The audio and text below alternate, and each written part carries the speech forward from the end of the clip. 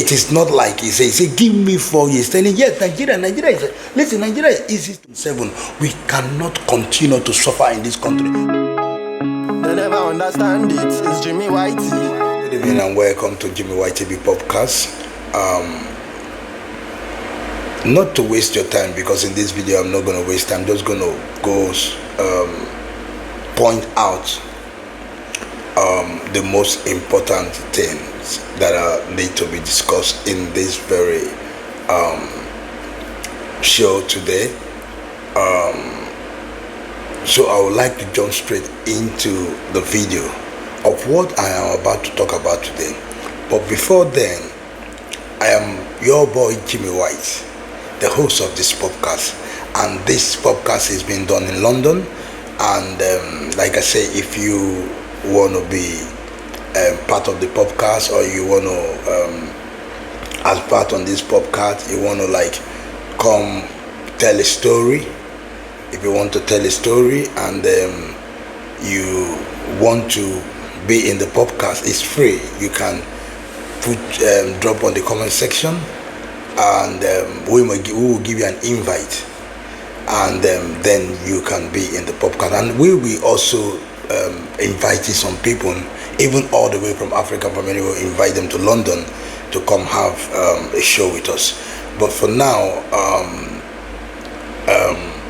we are going into the thing of the day. And this thing that I'm talking, this very topic I'm talking is about nobody than everybody choice, that everybody has wanted this person, and nobody than Peter Obi. I want us to watch the interview of Peter Obi and how he nailed this interview. Let's watch, and I will see you after this video. Mr. Peter Obi, thank you so much for joining us. Thank you, Sam, for having me. How have you been? Surviving. Quite a while. Interesting. I saw you yesterday, and in the ADC, the flag of the unveiling of the coalition platform. How did that come? Well, you can see what we said. The coalition just adopted a party for 2027. So we're trying to work together. You know, the opposition are trying to come together to work together for the sake of Nigeria. So, what does this then mean? Does it mean that you are an ADC member or a Labour Party member? Today, I'm a Labour Party member, and I remain in Labour Party. But we have all agreed to work in coalition for 2027 election. And for that, we've just adopted ADC. Going on, other parties, other individuals are going to still come in. But it's just like an unveiling, like you used it before, an adoption, which will still go into bringing other people together under the same umbrella and saying, we want better governance for this country. We want to see more competent government with the capacity and character to do the right things. So at some point you are going to leave Labour Party, is that it? Well, where we are with the coalition, this coalition might have other parties that will come together, like it's happened in the past, and change the name of the party, anything. But right now we've adopted one party. The other ones are going to come in. So we can't say whether we're going to leave this or we're going to come into this. What is constant line that we've all agreed to work together? The implication is a legal one. Whether or not, as someone who is intended to run for office, you have the ability to participate or be in two political parties, it then means that will affect your So there's a difference in between intention and things. I said I'm a member of this, you know, and I'm going to work with this group. So it's like, oh, well, I want to invest in this company, where they say, oh, you cannot be in two companies at the same time. But I have indicated my intention. I want to go into this. That is not. But you don't see it as anti-party. No. There's not an anti-party. No, because I don't think the Labour Party has agreed to. Remember, we said for 2027. say we're not in 2020, we're in 2025. It's clear. We've adopted this for 2027. So if I say I'm going to this, that doesn't say, oh, well, listen, I want to be I want to be able to be part of your dinner in the evening. That doesn't mean I should abandon my breakfast and lunch because I've intended to come and eat your dinner. No, we're going there. So we're going to go together. We are not abandoning where we are. At some stage, when that happens, you know. So you are thinking of being a running mate to Atiku. Is that the case right now? That's your intention? Again, Cheryl, this is not in play. Nobody have ever discussed that. You know what I'm asking? People assume so many things. Nobody have ever discussed with me whether I'm going to be A or B or C. Cheryl, I'm going to contest for the President of the Federal Republic of Nigeria. And I believe I'm qualified for it. You know the reason why I'm asking this? The coalition is being touted as Atiku-led coalition. And there are those who think that organization of coming together, that marriage is for an Atiku platform to run. People just assume anything in this country. And I don't believe in assumption. I can live with it. I'm part of a coalition which will be able to produce a competent president with the capacity, compassion to save this country. And you look at the assemblage in that room. Some have described them as geriatrics who are old and done politically, who have been formerly some of that. And this is Peter Obi, and your reputation, you know what your reputation is with the Nigerian people. There are those who think that Peter Obi stands for a ray of hope, a beacon of hope for a lot of young Nigerians. And your association with some of those who have been described as spent, former this, former that. You don't think that there's a problem, that it's a contradiction? So, when a leader comes into the scene, you lead everybody. Your job is to change. You change old, you change young. You don't just say, oh, my job as a leader is to change those who are not even, and if you look at it, it's about everywhere in the world. Those who brought out change everybody.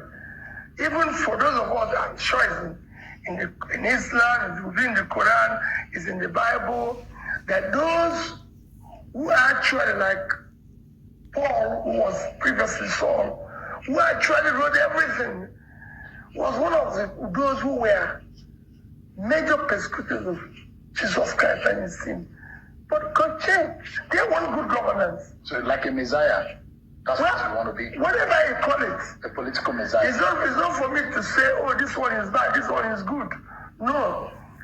It is for everybody to come together and show that you can do things better. Is it not contradictory though? There are those who say some of them have planned to sustain military rule in Nigeria. Some of them had run severally in the government that Nigerians thought that had failed. And you say you want to reform Nigeria. Is it not contradictory? In fact, you need some who have been in bad government. Their experience is critical. I can tell you one of the major companies in the world hired 2 people who have worked in several failed companies because they can tell you what happened, why they failed. You need the experience of those who have failed and those who have succeeded to move on. And I need everybody. You need everybody. It is a critical experience because they know what can fail a system and they know what was wrong with the system. So you need everybody. So if you want to serve, you must serve everybody.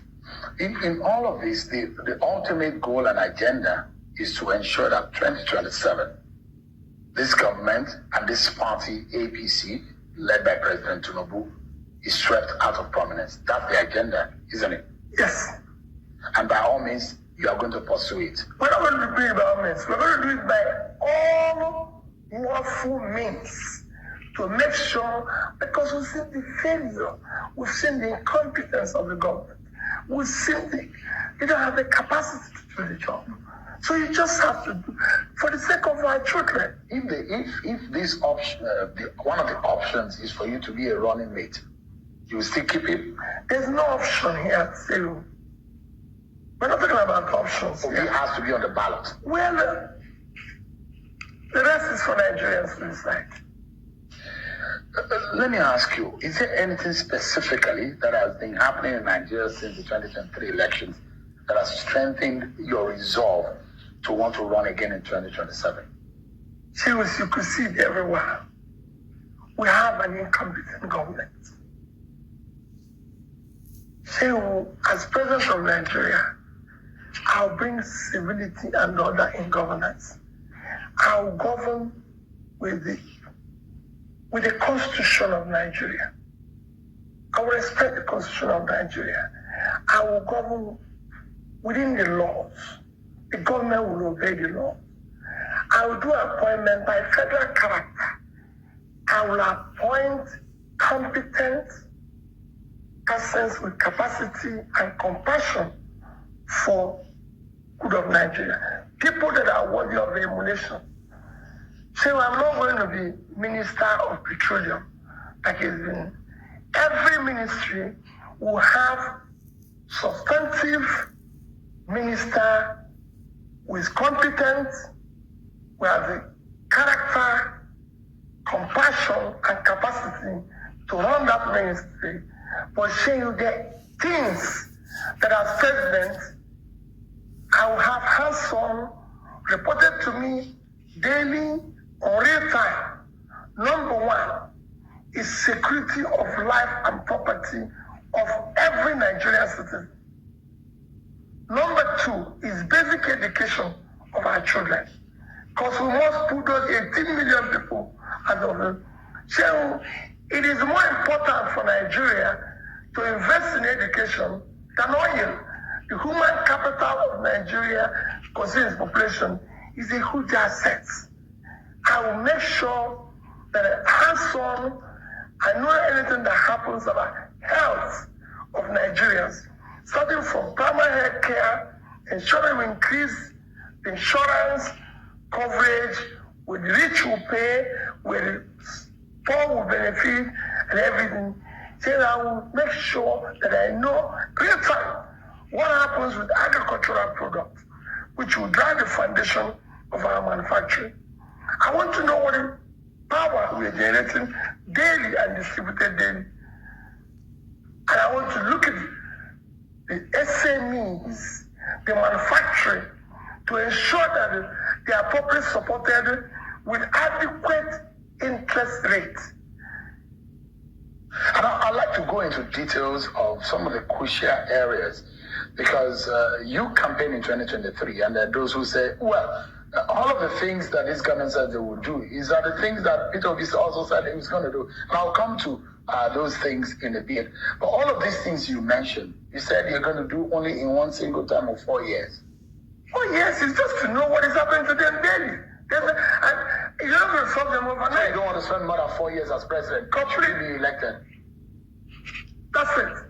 So you can actually do all of it. You can actually. Nobody expects 100% result. They expect 100% sacrifice and effort. So we know we're driving there. So there's nobody that going anywhere is going in one day. But if we set out to go to Kaduna today, people want to see us in Kaduna Road. If we're headed to Lagos Road, we're in the wrong direction. What is happening now is that we're telling people we're going in this direction, but we're going in that direction. I said, if you don't know where you're going, every road will lead you there. That's the confusion. Can Nigerians trust that commitment of a single term from you? So I said it and I put it in capital. I don't need a day more than 4 years. In fact, the day before, Nigeria in those 4 years. It's not fair. I will show the direction of good governance. That's why I said. To what end is this one single? Why do you want to spend? The Constitution allows you. You've been a two-term governor. Why do you want to? In 2 years, there are the maximum damage. That shows 2 years can change it in good direction. People want to get up and see a president that cares, a president that shows compassion. So today we have a country without compassion. Leadership without compassion doesn't exist. It's a minus. It's not good for the country. Is there anything that you see that this government is doing that lacks compassion? So, in December 18th or thereabout, several children died in a battle. I think it was December 18th. On the 19th, the president from Nigeria flew from Abuja to Lagos for Christmas holidays. Saying, I will not do it. I'll go to Ibadan. I will go and look for their parents and cry with them. The president, I will show them. if the president went to Benue. No, one minute. Well, there was no compassion in that. People lost their children. People lost their children that will lead this country tomorrow. He didn't do that. He went for Christmas holiday. In Benue, he was not there for days. So I will go the first day. And when he got there, he said he couldn't visit the community because of bad road. So he has not gone to Niger State, where we lost over 200, and now they said it's 600 that they're still missing, and it's presumed dead. So it's only about 15 minutes flight from Abuja to Niger. There's no compassion.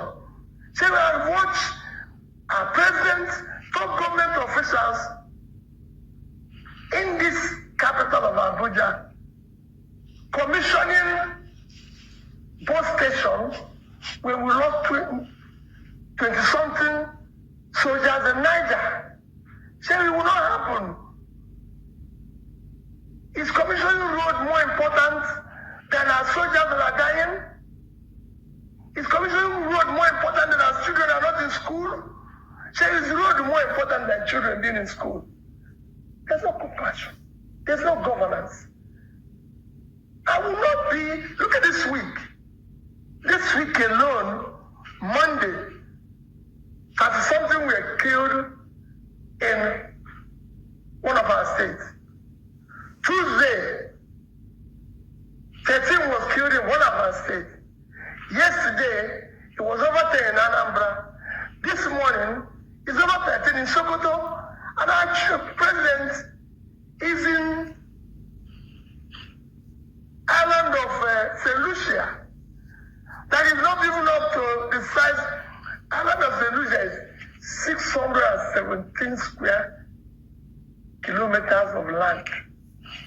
Mina is 6,700. Mina is 10 times the size of St. Lucia. In terms of population, St. Lucia is only 180,000 people. Ajegunle is 560. Ajegunle. So what is our president doing there? So that trip is a waste of time. Is that what you said? No. See, I won't do it. If I'm going to go to St. Lucia, that won't last more than one day. Our president has not even gone to anything for 2 days apart from Lagos. I will be in Niger State. I will be in Mokwa. If there's any place to stay longer, there is in Mokwa. We have lost now 800 to 1,000 people. Why will I be there? He even gave some children scholarship in St. Lucia. When we have 18 million out-of-school children, with our capital, children are not in school. So that's no governance. The country needs governance. I mean, are we looking for saints to run this country? No, we're looking for competent persons with capacity, character, and compassion. So we don't belong to a gang of saints? No. Saints, even saints. No, Gregory. But you're not the saint. No, saints, they are a combination of the great saints, Peter and Gregory. So it's not just I'm Peter. But in character, you're not a saint. No. In character, a leader must be somebody, I said, he must be competent. He must have the character and behavior, public conduct to show that this is right, this is wrong. Let me ask you, and I'd like you to clarify this, because I watch a lot of conversation around you, and I mean, around every major political figure in this country. How do you clarify this reputation that you worked for the Abacha government or in the Abacha government? So I've never worked for government before I became governor. I can tell you that. Did you do anything? Special? So let me clarify for you. I've never worked for any government before. So I was a very successful businessman. And everybody knows that. I was a very successful businessman. I built my business from scratch to something of a future. As a businessman, I'm also part of those who were controlling trade in Lagos then.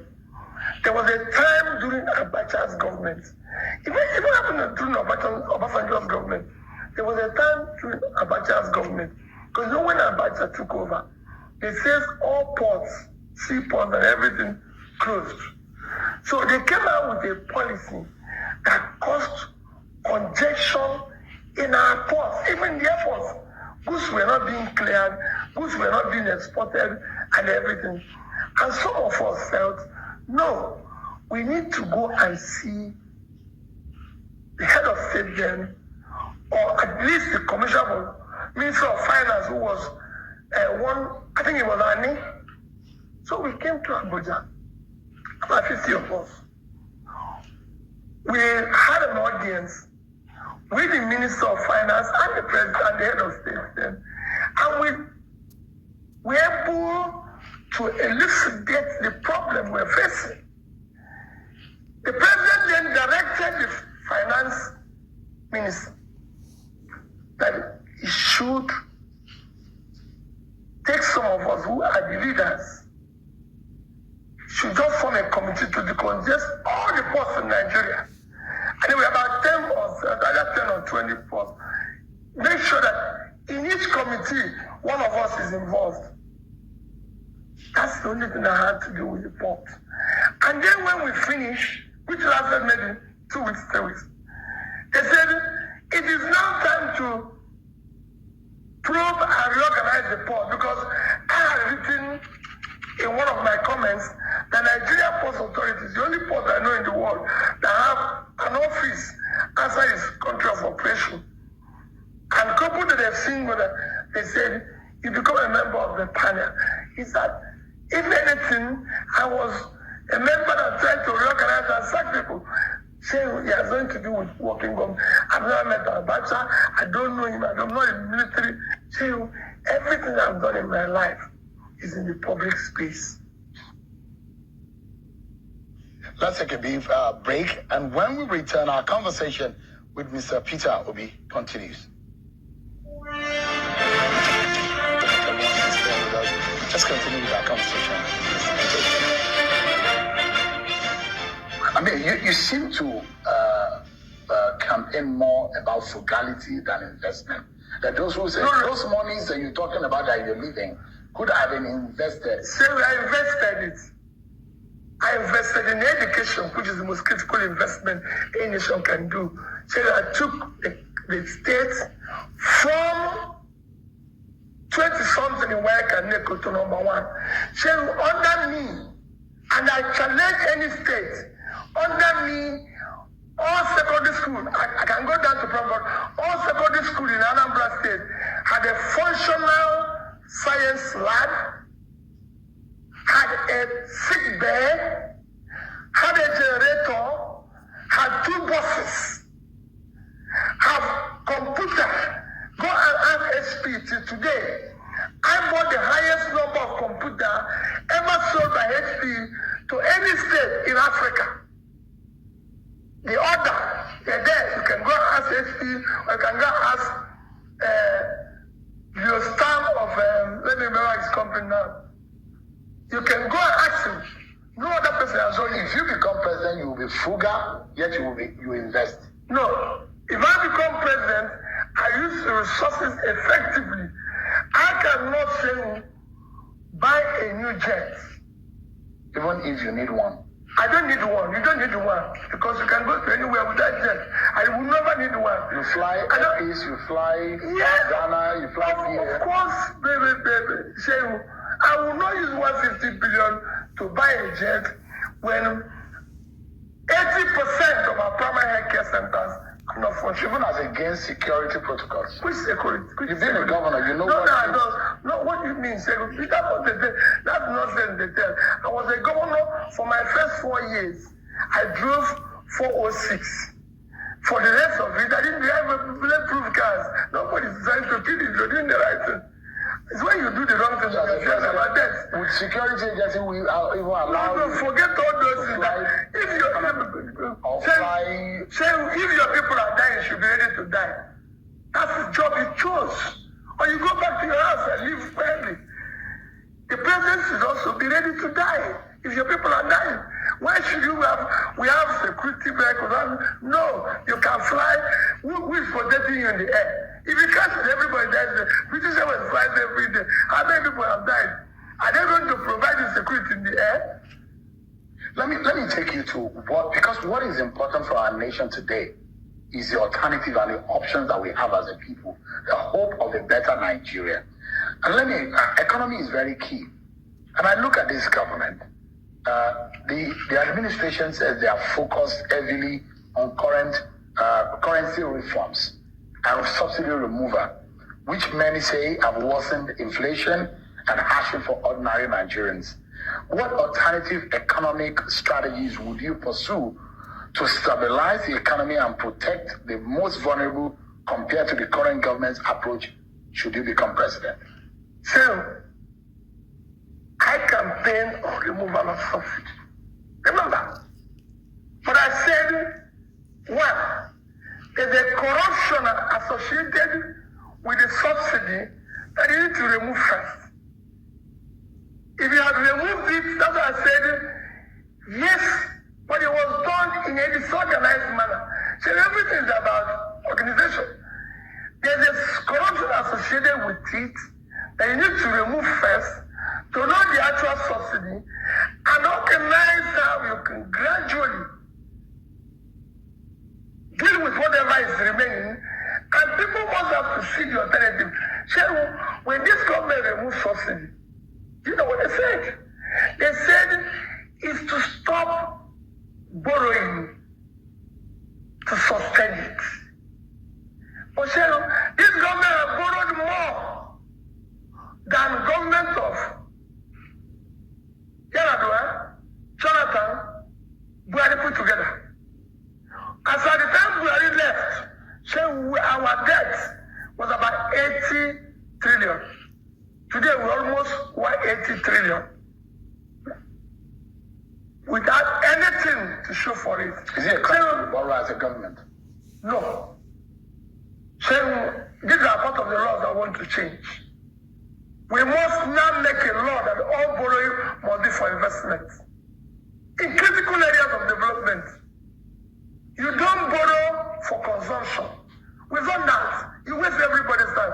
Say, I'm a businessman. There's nothing wrong in borrowing.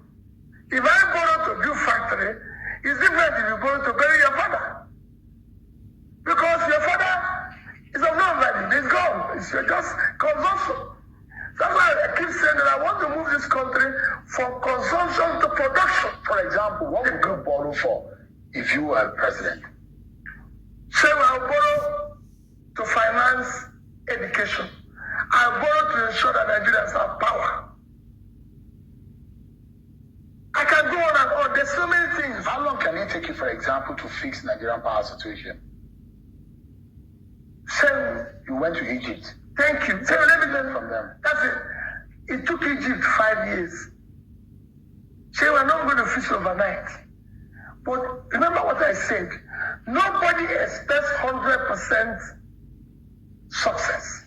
They want 100% effort.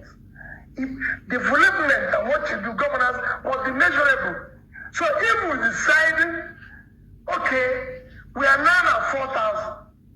So we can decide, I'm only going to do 8,000. But annually, there must be improvements. How would you do it? How would you fix power? It's not rocket science. Egypt, I'm not saying now, say with the 3 countries that improve power in the recent time, unless one did it yesterday, at the time I went to Egypt, we have 3 countries in the world. India, Vietnam, and Egypt. And those are developing countries. So, governance governance is about learning from best practices. It is not rocket science.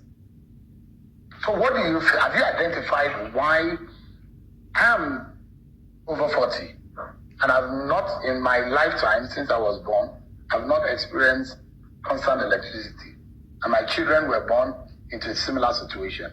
The question is, have you identified what the problem is? Yes, the problem is in failure of leadership.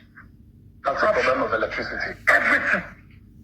If you have a determined leader, he will learn, he will ensure implements it vigorously. Like the president announced that he's happy that the opposition is in crisis. I will go there and solve it. As governor of Anambra State, you see me say it every day. Andrew Zokari is there. He came to campaign for Chekunife.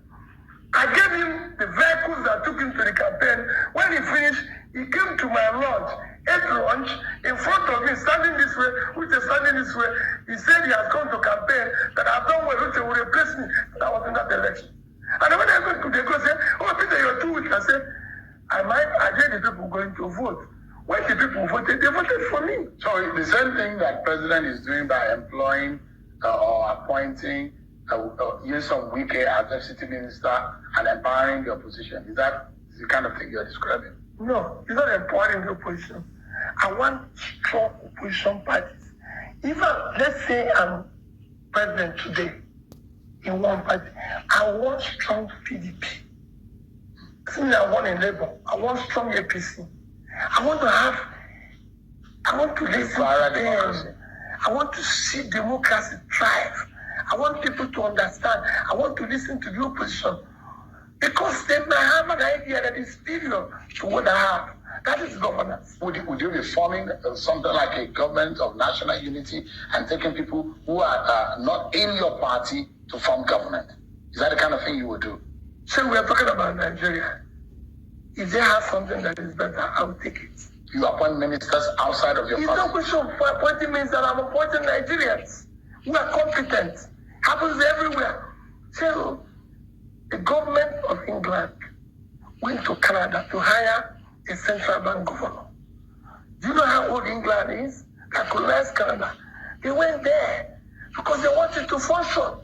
It's only in this country that you put in competent people in a place because they're your relation or they know you.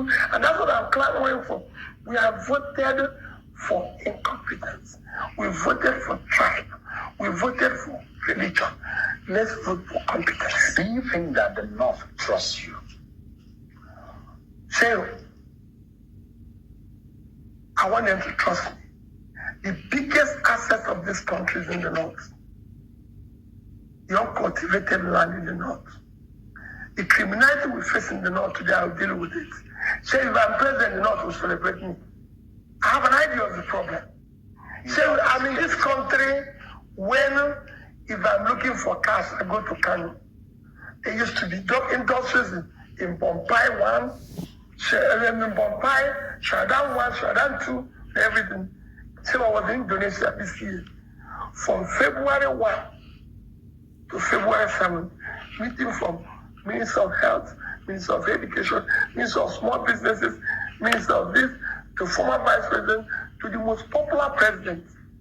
And so you learn, and what they did is not rocket science. Let me ask you, Mr. Philip. There is a popular slogan that you used in the campaign, from consumption to production. Yes. Is it not productive? Let me ask you, because there are those who have also criticized you that what industry did Obi even put in Anambra when he was governor? To start with as an example. But I like to take the Nigerian example. I mean, you know that industries. Yeah, people use it as an example. The brewery, right? As one. Yes. But the big question here, we're looking at a bigger picture, Mr. Obi. We need to start looking at our competitive advantage as a country. Yes. Where will the jobs come the most? Where will the more money come as an alternative to oil? If you are president, where do you think you will focus the most in the very first 1 year that can give us that advantage? So, I might not turn it around the very first 1 year, but I can tell you, we can make more money from agriculture than we make from oil. Any day, any time. I can show it to you. Which produce will you be focusing on? Say we have all the produce. Why did you think? Go and look at the arrays. You know arrays which the colonial masters did were focused on where we were getting products. So there's so much. Nigerian land is so fertile that we can grow anything. Didn't I just say we're having a problem? It has one of the best fertile land on the surface of the earth. So the world is today looking for cassava, they're looking for yam, ginger. Not talk about I can go. You are not that belt. You are now the one. As I say, you are now the one talking. We have 54,000 square kilometers of land in Taraba here. That can grow all that. Which one would you focus on? All of them, simultaneously, because it's an investment. That's why I said I will borrow and put in investment. You are now borrowing for production, not for consumption. Have you done the math? Oh, so it's very easy. I don't need to renovate conference center. There's no conference here. So I've done it as a governor. You ask which industry that I built. So one of the first places I renovated as governor was industrial estate in Orita. Go there and see the number of industries. Jonathan commissioned at least 10 industries there. So come, I'll show it to you, including the brewery that is mentioned. That brewery is the biggest taxpayer in Anambra State. It's government. You know? All right, we're not done yet with our conversation with Mr. Peter Obi, but we need to take another commercial break, and we'll be right back.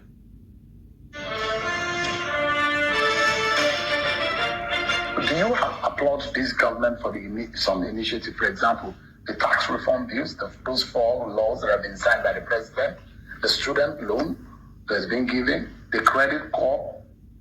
And this government will say we are turning the curve and our economy is gaining momentum. So, are you able to applaud those kind of initiatives? The reality in governance is the people. Nigeria has never lacked good policies. What it lacked is good and committed implementation. Remember, Nigerians are very good people. They're committed. That's why every president comes and says, things are difficult, let's fast. And Nigerians will jump to it and say, okay, let's fast with you. But then the leaders now going to feast. When they just ask the people to fast. You can't tell people to fast when you feast. You buy new planes, you're renovating houses, buy new mansions, doing this. Say, we don't have a hospital. If anything happens to you or me now, they can't rush us to a national hospital. They are private hospitals. No, they have broken that. Say, I'm just telling you.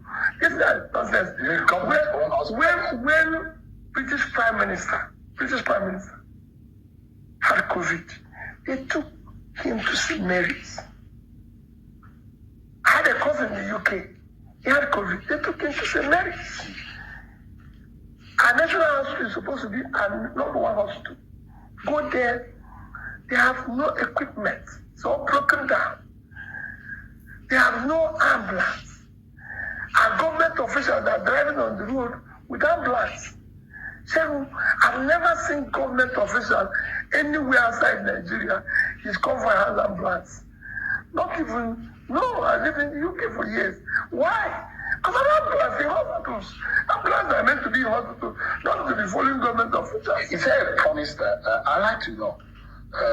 Because all of these, the policies and everything that we're talking about in terms of the economy, is the bottom line is the livelihood of the average person. Completely. The man and the woman who are trying to eke out a living, if they don't work every day, they cannot feed their families. What promise do you have for them? For them to think that Peter Gregory Obi has an idea that can alleviate their poverty, give them some hope.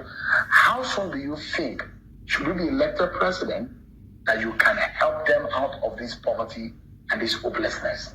So it's not going to be overnight. But let me tell you. But you will do it in 4 years. From day one, I will tackle issue of security. You can't tell me that non-state actors can be stronger than state. How would you do that? We declare war. Shey, we've lost more people than countries at war. So let's go to war. Let's do whatever it is. Even this borrowing you're talking, borrow money to put into security, into equipment, get the manpower. But you will not get those equipment in real time. You have to wait until they manufacture. Let me tell you, frustrating. There's nothing you cannot do if you want to do it. It's frustrating. So this government doesn't have the willpower or what? I just told you, people are being killed. They are not even there. They are commissioning bus station. So you cannot tell me that I think I will be sitting where we have 10 soldiers, right? Which I'm not sure are police die and everything, which I'm not sure they're being killed. And my job is to sit for 2-3 hours where they're commissioning bus station. So I will not do it. I will shut it down and go out there. You declare state of emergency on security. No, if there's war, we declare war. We can be at war. There's nothing wrong in saying our country is at war. By yourself as a commander-in-chief, go to the war front. I can tell you, Saviour, I might not go physically, but I'll go. Because I'll be with the people there. They will know I'm with them. What are they? Yeah, exactly this have happened to me as a governor. I wish you can go and meet my police commissioners when we have problems. One is there now, John Haruna. We have one in the line, Bello from Kwara. I told them we are at war. You must see me 24 hours. Ask my commander of the army when I was there. Jayanenche is in Abuja here. Ask him, I told him we are at war. And then you can see me anytime. I must stop this criminality. And I'm asking that if you look at an interview from then A.G. Abubakar, I said, for 5 years, we've not had issue of bank robbery, major crime in Anambra State. But there were straight of the kidnappings and a few of those. There's nothing you will not see anywhere in the world. The kidnappings in America, they kill people in America. The difference is that if anything happens, there's a reaction from government. People want to see you have alternatives on how to solve, because we've been employing the same techniques over the years. Have you learned a new way to solving this insecurity problem? There is so many. Even I told you, there's what they call natural insecurity. That is pulling people out of poverty. So by the time you invest, the entire state in the north cumulatively, over the past 2 years, have not been able to support their SMEs with more than maybe, let me be generous, 50 billion. I've been to 2 states in the north who told me they applied for Bank of Industry. There's 150 billion used to buy plane. I'll put it as a matching fund. Just for example, and get another 150 billion, that's 300, shared by the 19 states, call it 20 states, so each will get 15 billion. Within this period, and you give it to these young people. So we have gone to prisons and see these young people that have problems. And I ask them, why did you do this? They have no job. They don't know where the next meal will come from. And if you don't know where the next meal will come from, so nobody can know or imagine what you can do. Let me ask you, as a governor, there are those who say the federating units need to play their roles. There's just a president of the Federal Republic and the 36 state leaders of that state government. The question is, issue of state policing come to bear. What would you be suggesting as the alternative solution in governing all of the states of the country and making sure that they are properly policed? So I will have community policing. I will encourage it. Local government policing, I will encourage it. State policing, I will encourage it. Federal policing. So as governor, every community in Anambra State have community security system, employing 10 to 20 persons, paid directly from my office as governor, was paying for security personnel that was manning it. So if you stay in one town, the radio, you cannot. The three major criminals that were facing the southeast, everybody knows them. You will not know because of the Igbo names, Ofaku, Oisikanku, and Wekelo. Welcome to Anambra State. Because once you sit in one town, the radio, they must get you in another town. So I would do, that's why I said, I would do whatever it is to secure the country. Security is number one. You said nobody's going to come and invest in Lagos if you hear there's bomb in Boronu, because there's no way the bomb will come to Lagos. So you need to, the reputation of your country in terms of security, in terms of local investment, is critical for you to. I mean, when you touched on the issue of the security in the southeast, there were those who criticized you that you never came out to condemn the role IPOP and those who were the agitators and those who were asking for sit at home. And some of the killings that happened. Still, they are not following me. I've condemned killings everywhere, even the one that happened in Anambra yesterday. I'm talking about the role of IPOP. I said I've condemned everything. The only thing I said about the agitators, let me tell you now. So it doesn't matter what, there's Yoruba agitators, there's other agitators, there's Israel agitators. I will talk to all of them. There's nothing wrong with agitating. Anybody who says, okay, let's talk. You must exhaust the reason, but see, I see all those functionalities as a function of a dysfunctional, is a result of a dysfunctional society.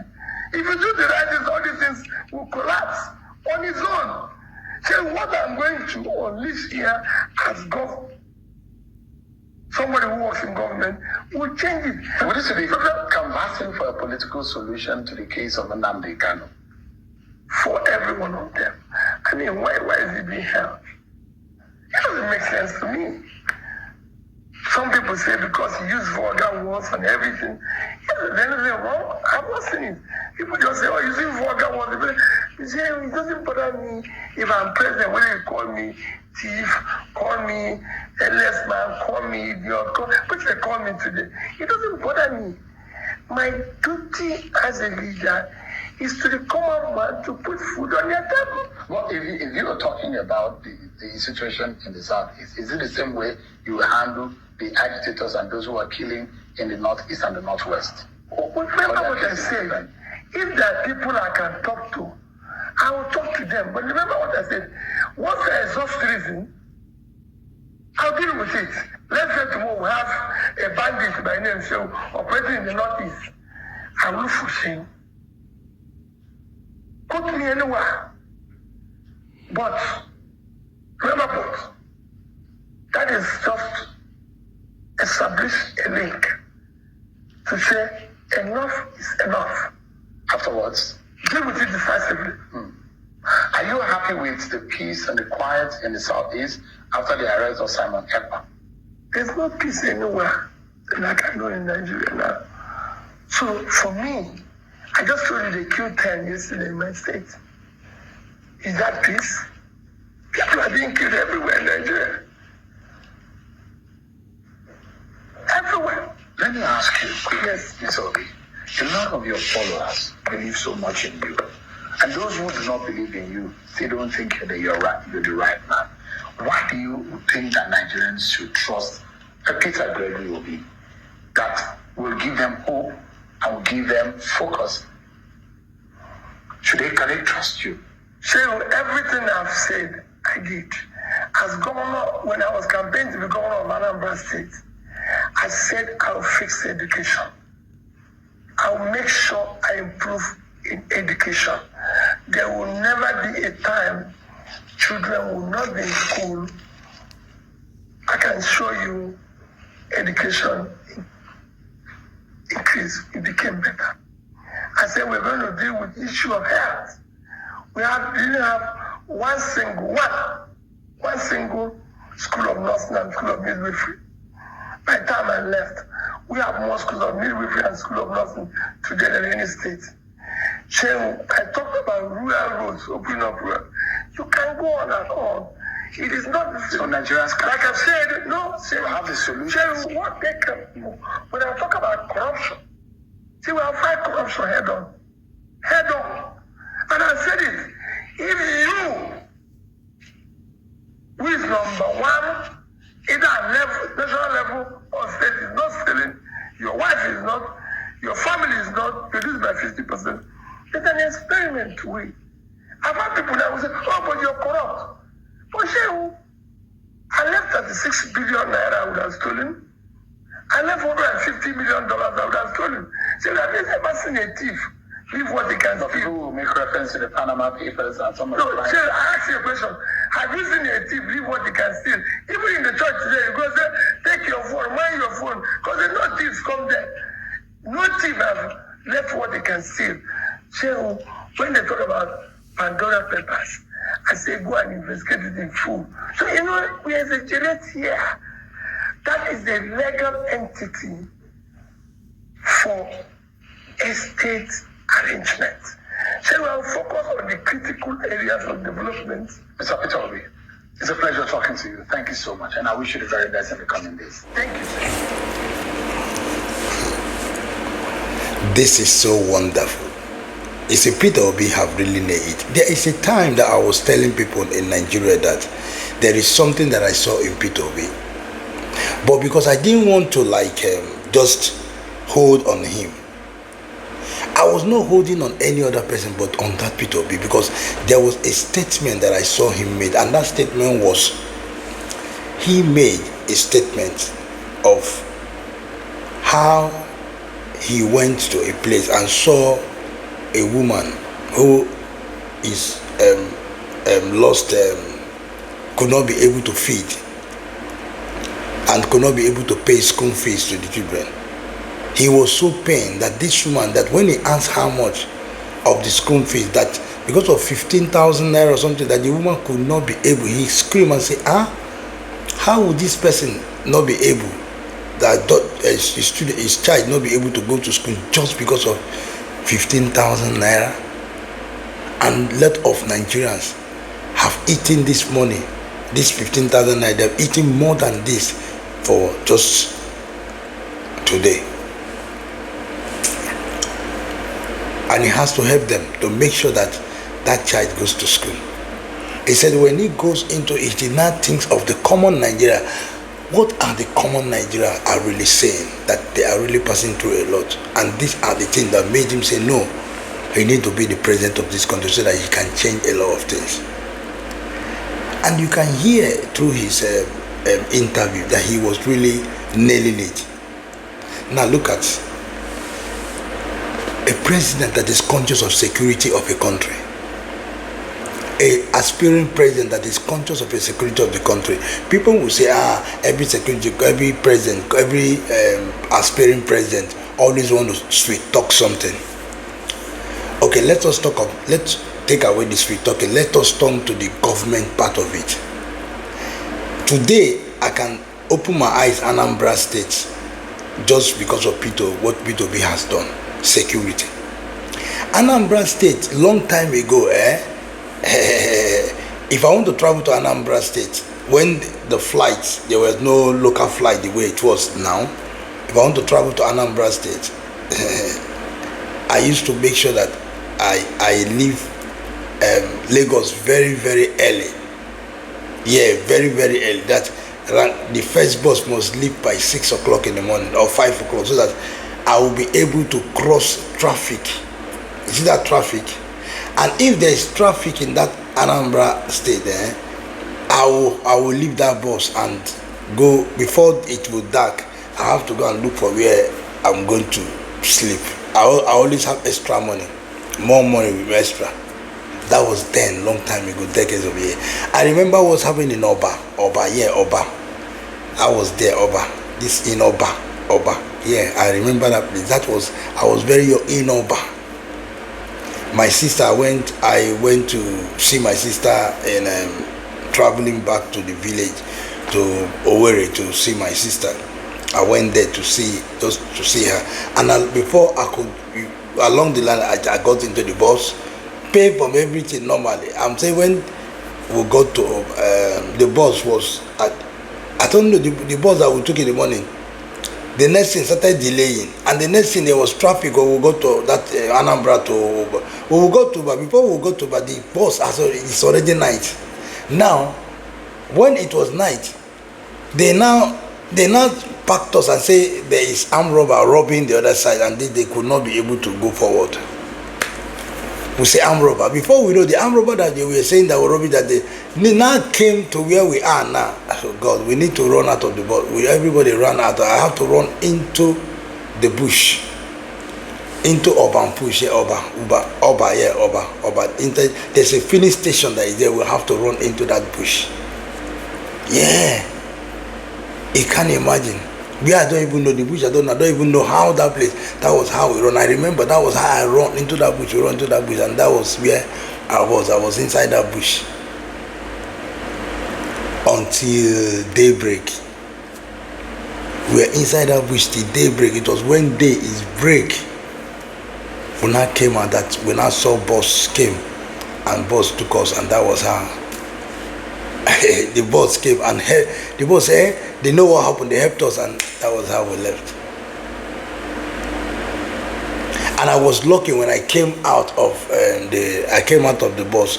My bag, I saw my bag was there. I saw my bag was still there. I saw my bag there. I was lucky, and I was grateful that my money was not in my bag. I kept my money with me. I ran away with my money. I said, at least let me run with money. Let there be this. Because what is just food, clothes, and I said, yes, that one. But money is for my money, my banker, everything. I make whenever I travel, I make sure those ones is with me in case of anything like that. Because those ones are very, very important. But right now, the last time I traveled to that place, it was as peaceful as ever. And when I asked, they say it's a governor that is called Peter Obi. Peter Obi changed that place. Peter Obi subdued that place. Peter Obi within 4 years turned Anambra to what Anambra is today, and put that leadership there that any governor that enter that place must follow his footsteps. And these are the kind of person that should be what?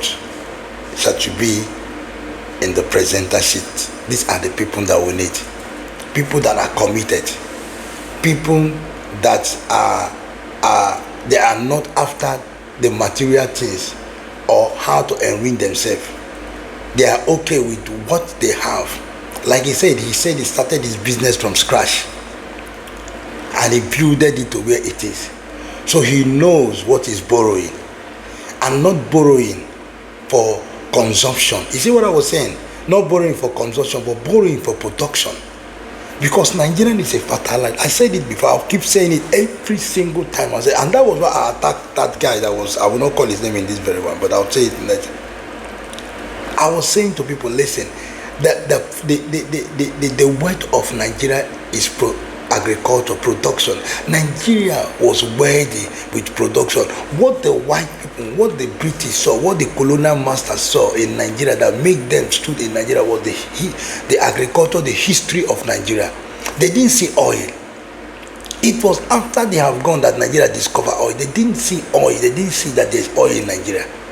They didn't see the oil. The only what they saw was the agriculture of Nigeria, the timber, the history of Nigeria, this thing, and they were interested in farm production. They were interested, and I'm telling you, do you know that people that still do farming in Nigeria are making good money? It's just because the government is not empowering a lot of them. They are making good money. They are making money through yam, through cassava. Do you know what they use yam, cassava, and everything? Yeah, they are making a hell of money. But they need empowerment. Keep the oil one place. Oil is supposed to be our something that will keep for any future thing that we want to use it for. But look at now, countries are now going for electrical and no more oil.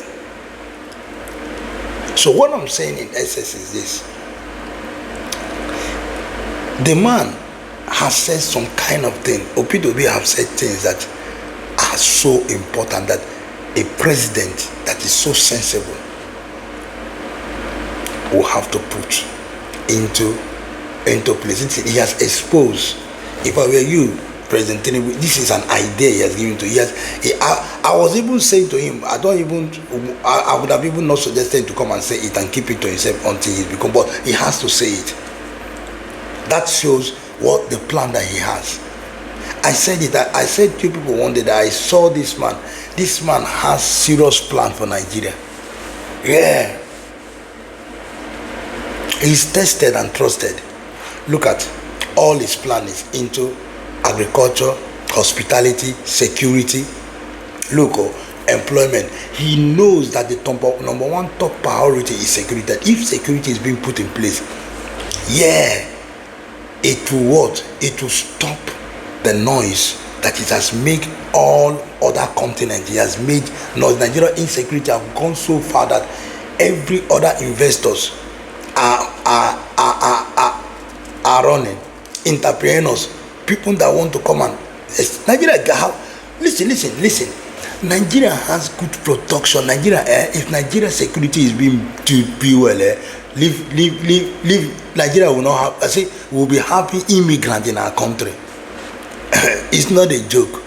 We'll be having immigrants in our country, in our own country, coming. We are even thank God that even with all the crisis of things that is happening in Nigeria, with all the failures of the government and everything, we still have China that has this money. They came and invest. India has seen coming. This is because you know why? Their own place is just like us. They are not afraid of what is happening, the crime that is happening, because their country is like that. The only people that can come and invest in our country are people that their country like India. Now go and see what the high crime in India now. Go and see the crime in China. Go and see the crime in all this. Their own. So they look at our own as so minor. So they are running from their own to come to the minor side. But I'm telling you, if insecurity is being sorted in Nigeria, leave investors in Nigeria. I'm telling you, insecurity is being sorted in Nigeria. They have even started coming. Some of them now are even overlooking the insecurity of Nigeria now. They are looking the insecurity of Nigeria. And most of them are saying, no, we are seeing China's coming to this country. We are seeing this thing. So China has opened the eyes of a lot of people, a lot of this thing. They are coming. But what that will smoothen it and make it look more sweeter is when the insecurity is being sorted. And that is what they tell you, war for war. All these things that they come out with, Rate, IPOD, Boko Haram, Fulani henchmen, all those people. Yeah, he go to war with them. Yeah, he goes to war. Yeah, he goes to war. All those people, all of them, clear them up, push them down, put them. Yeah. He said because if insecurity is in Nigeria and hospitality, because insecurity will attract investors. Light. And he deals with after insecurity, he goes into lighting. He goes make sure that the lighting is okay. What is hard? Light is not hard to generate in the light is the easier thing to fix in the country now. Yeah, you need to fixing light. Nigeria is a light country. Nigeria has energy. Nigeria has the powers, light is, and so we are supposed to be distributing light to even countries that will be needing light. So light is supposed to be one of our things that will do for other and make money from it. So Nigeria is a light country already. So what are you talking about? There's sunlight, there's everything. So some people are expecting their country to be the same way. You know one thing, it's just because of the incompetency of the government that are on. If not, so Nigeria is supposed to. Nigeria is listen. If you want to know, Nigeria is a very beautiful place. Go to Lekki side. Go to where they have done well. Go to Calabar, go to places that are well developed in Nigeria. Go and see how beautiful Nigeria is. Just say, this country is Nigeria is beautiful. What they were doing was that they are developing some few sites for themselves and making it nice. And they live like Ajegule, like all those places like live. But now go Ajegule, they say some part in Ajegule, which I'm going to be talking about Ajegule a lot. I'm going to be going to Ajegule to talk a lot. You see, there should be security in all those places. There should be security in everywhere. I school in Ajegule anyway. I school in Ajegule. Those are AJ man. I'm from AJ. I school in Ajegule Tolu. We are the number one there. We are the number one in that place. Number one. We are the first student that went. That's what I tell you. When I'm not a small boy. The first long time ago, donkey years ago, decades of years. Yeah. We were taken from one school when they built, taking from that how they took us, because there was nobody then. Listen, education in Nigeria, now let me tell you something, education in Nigeria was so good that there was no uneducated person in Nigeria. they abused it. The government so that time was so sweet, it was so good. They were building schools everywhere, making sure building schools.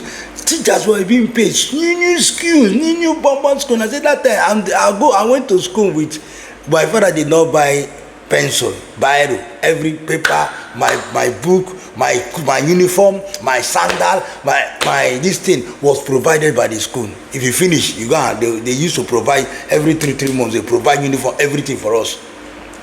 Your pencil, so crayon, everything. If you don't come to school, if you don't come to school, you'll be happy to go to school. So if you see teachers are making you happy, we eat free food, asaro. Yeah, asaro, and this thing, they give us free food. Yeah, that because the government will give. We have to. There is no child that used to cry that is hungry, because we always pray. Well, break time, because break time already. The food is being paid for by the government. We are not to. When do we are not paying the government everything. This is free education. Everything has been set for.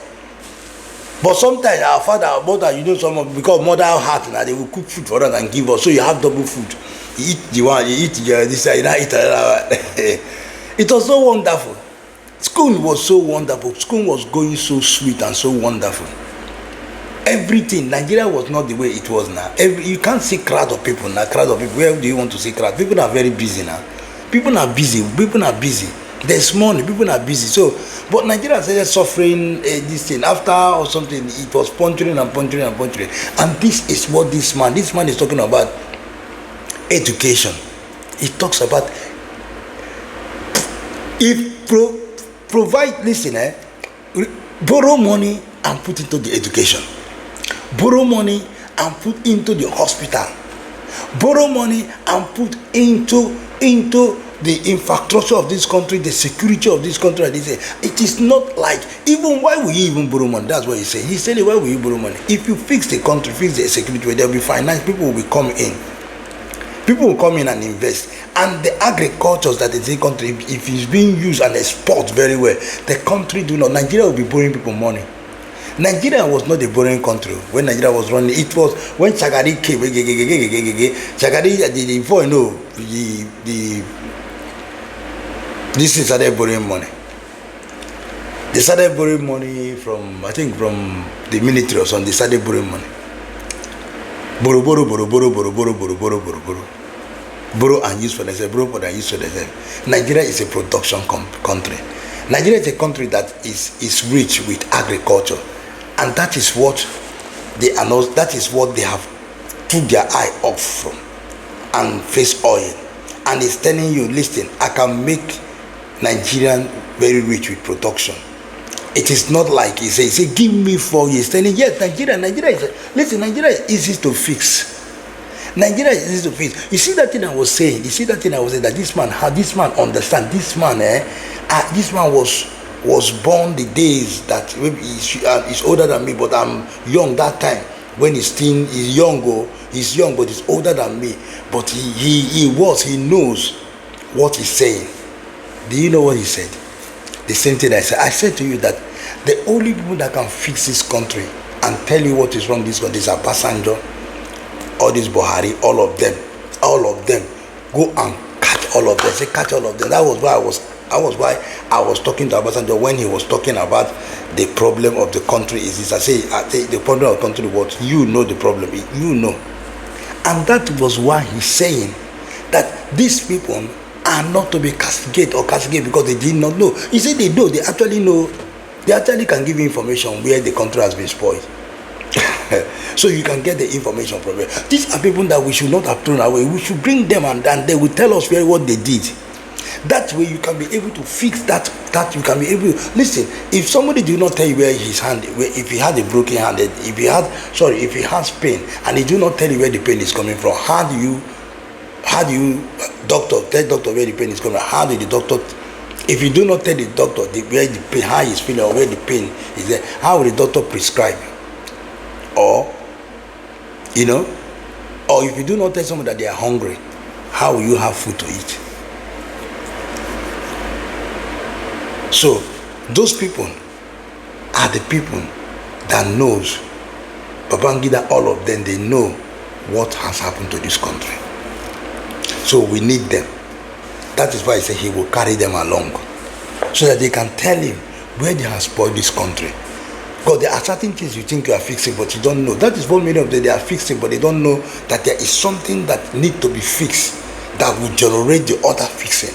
And that is why that they say, cleaning the country, you have to also clean the old ones then.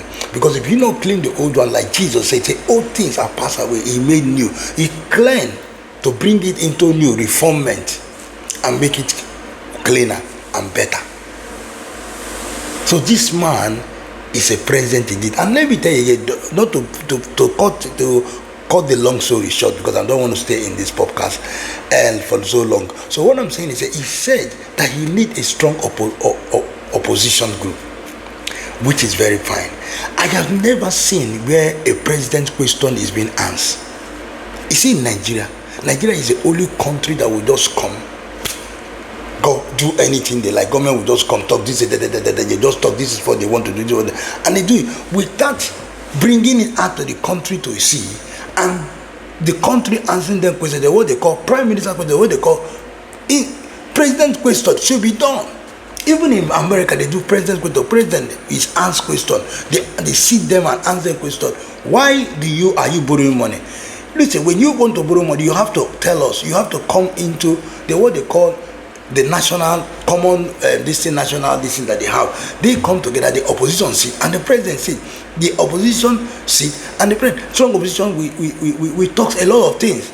We open up a lot of things and say, you are not supposed to do this, and he will tell them the reason why he did this, and he will be able to say in this government what that he has transformed. We do not hear it from the president Tinubu, all these are president. We do not hear it. All these things need to be reformed. We do not hear those kind of things. Rather, we will see them just call state of emergency. Just do this one. Just do this one. Just do this one without any. The citizen carry along, or the country carry along. Country are supposed to talk about whatever thing, everything that is laid upon the table of the government or the minister or whoever. We need to see them openly. It needs to be transparent, and there will be a questioning to every single thing that the minister, the governor, the president, the House of Reps, there should be a questioning that they will come together with the opposition. They sit in that place, open on national TV, and downloading these things. I'm talking, and they will be talking what they have gone, how far their government have gone, and this and the reason why Nigerians. And this is what this man is trying to bring. He's telling you, you see, look at Britain. Say, with strong opposition group, look at them. They can be able to uplift their country. They with strong opposition coming out, bringing idea, giving it to the governing body, that the government, oh wow, this is good, they take the stiff from it and use it to reform the country.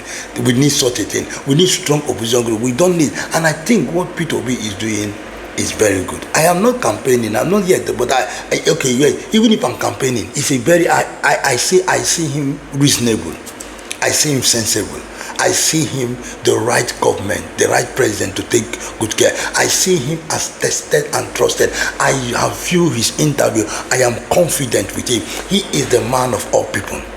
Yeah, he tells Hausa, the Hausa land, that they will not be scared of him. That because he knew that he used to go to the Hausa land to buy a car those days, and he knows that yes, production. If he didn't say that, I didn't even know that a production of this car is being done, which he knows that most vast thing comes from that place. That why will he not relate with them? Every single state in Nigeria will be blessed with his government, with his president. He has said it, and he said it with point. He even explained that he doesn't even listen. You can't imagine that a man, I didn't even know, it was from him that I heard that he was a governor. I just investigated, and it was true that he was a governor. He never used security. He used his 404. I was going to anywhere. Nobody was takai, nobody was touching, nobody, because he said it that why will you need a security? And it's true. Listen, let me tell you something. In this UK, they don't use security. Before you even see why they started using those is only when like Stem Kama can just move to with his car, not the. But if they are going for some kind of thing, they use it because of terrorism. That's why I'm saying terrorism. There's a kind of meeting where they need security because of terrorism, but not for every cause. Security here costs money. It's taxpayers' money. They're not ready to take taxpayers' money. If you want to pay this, you have to pay this. And this and the thing that is telling you that why would you need the security when you are doing the right thing? If you are doing the right thing, governing the country well, you don't need the security. You will work. People love you. People will not want anything. Tell me if people that love you, not maybe 100% of them, but in that country, 90% of them would love you, and 10% cannot do anything to you. That's what he's trying to tell you. He said, do it that 90% at least will love you. 10 will not be able to do anything to you because the 90% are protecting you. You can move anything. Why do you need that? You don't need it.